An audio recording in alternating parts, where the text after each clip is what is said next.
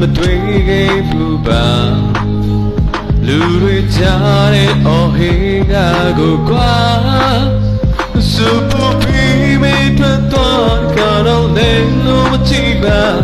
စရှိသူကော်ဖီဆိုင်နေမှာ